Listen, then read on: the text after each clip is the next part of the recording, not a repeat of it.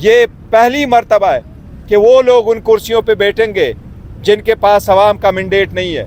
یہ اپنے آپ کو دیکھنا چاہے تو کسی بھی بازار میں جائے، اتوار بازار میں جائے، کسی جمعہ پڑھنے جائیں، اور یہ اگر کوئی جنازہ پڑھنے جائیں گے، عوام ان کو وزیر اعظم کا عہدہ نہیں دیں گے، عوام ان کو انشاءاللہ تعالیٰ چور اعظم کا خطاب دیں گے، اور انشاءاللہ عوام یہ چور اعظم کو سے حساب پھر بھی لیں گے۔ پی ٹی آئی پارلیمان کی بالادستی پہ یقین رکھتے ہوئے ہم انشاءاللہ تعالیٰ پارلیمانی سیاست میں رول پلے کریں گے انشاءاللہ تعالیٰ۔ کوشش تو یہی ہے کہ یہ دوریاں ختم ہو، ہم آگے کی طرف بڑھے، لیکن ہر مرتبہ رکاوٹ کھڑی کی جائے گی تو معاملات آگے کیسے بڑھیں گے اور کس طریقے سے بہتر ہونا تو یہ چاہیے کہ عوام کے فیصلے کے آنے کے بعد سارے عدالتی فیصلے سبڈو ہو گئے۔ وہ ساری عدالتی فیصلے لوگوں نے دیکھے تھے کہ وہ جس تیزی کے ساتھ دیے گئے تھے، جس عجلت کے ساتھ حق ریفیوز کر کے دیے گئے تھے، اس لیے سوری دنیا نے دیکھا ہے کہ اس وقت خان صاحب کا اڈیالہ جیل میں ہونا یہ غیر آئینی اور غیر قانونی ہے۔ یہ فقط ہیومن رائٹس کی وائلیشن ہے کہ آپ نے خان صاحب کو پولیٹیکل بنیادوں پہ جیل میں رکھا ہوا ہے، لیکن آج کی ریفیوزل بھی اسی کی کڑی ہے۔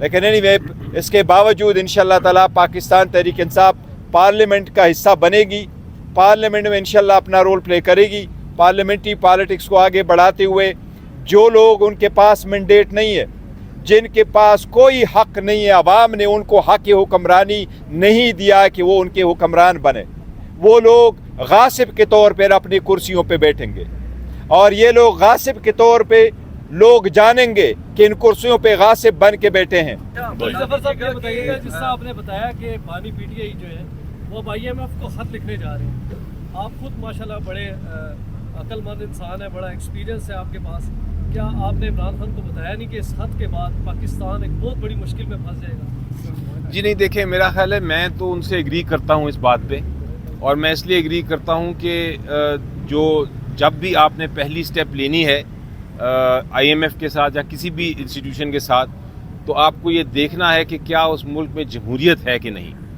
یہ جو کنڈیشن ہے کہ ایک آڈٹ ہونا چاہیے، اور آڈٹ کے بعد فیصلہ کیا جائے کہ کس کو کون جیتا کون ہارا اور الیکشن کا کیا رزلٹ ہے۔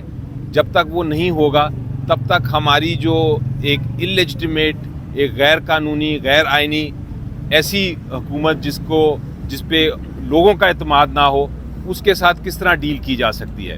تو میرا خیال ہے یہ کنڈیشن جو ہے یہ بڑی ایک ضروری کنڈیشن ہے۔ دیکھیں ایک چیز یاد رکھنا، پاکستان تحریک انصاف کبھی کوئی ایسی سٹیپ نہ لی ہے نہ لے گی جس سے پاکستان کی اکانومی کو نقصان ہو۔ ہم تو چاہتے ہیں کہ بہتری کی طرف ہو۔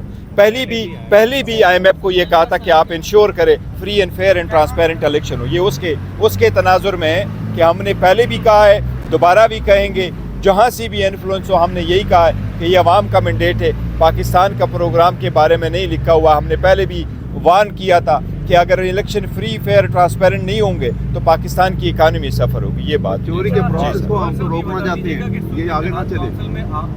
مینڈیٹ لیا اس کے بعد یہ مسئلہ آگے چلے گا، اس کی وجہ کیا ہے؟ اور ساتھ یہ بتا دیجیے گا کہ انٹر پارٹی انتخابات ہونے جا رہے ہیں، 3 مارچ کا ٹائم دیا گیا ہے، تو کہ اس میں چیئرمین شپ کے لیے کون ہوگا؟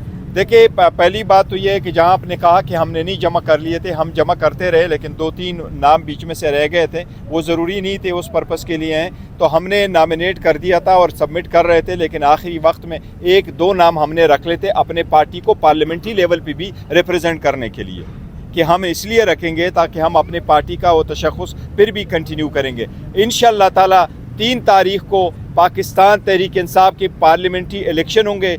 اس مرتبہ انشاءاللہ تعالیٰ چیئرمین شپ کے لیے ہمارے کینڈیڈیٹ علی ظفر صاحب ہوں گے انشاءاللہ تعالیٰ، اور عمر ایوب صاحب ہمارے سیکرٹری جنرل کے لیے کینڈیڈیٹ ہوں گے۔ یہ خان صاحب کا فیصلہ ہے، ہم باقی سارے پارلیمنٹری رول پلے کریں گے انشاءاللہ تعالیٰ، اور علی صاحب کو کامیاب کروائیں گے۔ صاحب جو ابھی آپ نے نام لیے یا ہم نے دیکھا جو وزیر اعظم نامزد ہو رہے ہیں، وزیر اعلیٰ KP کے ہو گئے، پنجاب ہو گئے، اس میں کسی بھی جگہ آپ کا نام نہیں، آپ بڑے مشکل حالات کے ساتھی رہے، کیا یہ جو خبریں درست ہیں کہ آپ کو سائیڈ لائن کیا جا رہا ہے؟ نہیں، بالکل ایسا نہیں ہے۔ پارلیمنٹری پالیٹکس بڑی ایک اپنے اسٹیج کی ہے۔ عمر ایوب صاحب بڑے بہترین ہیں، जब खान साहब ने फैसला कर लिया था तो 2-3 फैसले इवन इलेक्शन के पहले वक्त से खान साहब ने कर लिए थे। उसके तनाजुर में हमने अपने कैंडिडेट्स को पहले भी कह दिया था कि आप 2-2 सीटों पे इंतखाब न लड़े, एक पे करें, क्योंकि ये फैसले पहले हो चुके थे।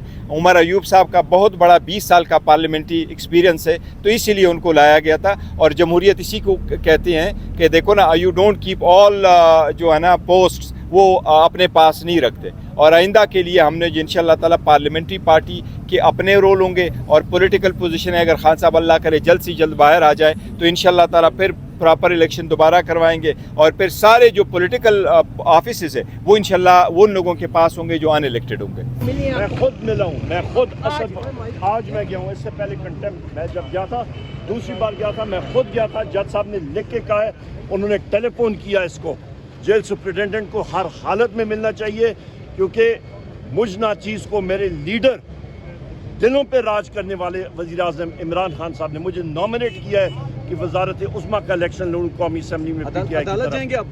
बिल्कुल मैं जाऊंगा, क्यों नहीं जाऊंगा, दोबारा अदालत जाएंगे? मैं बिल्कुल जाऊंगा, मैं कंटेम्प्ट करूंगा। सर अभी तो कौन है जो नहीं जाने दे रहे? इनसे पूछे, जेल सुप्रिटेंडेंट से पूछे।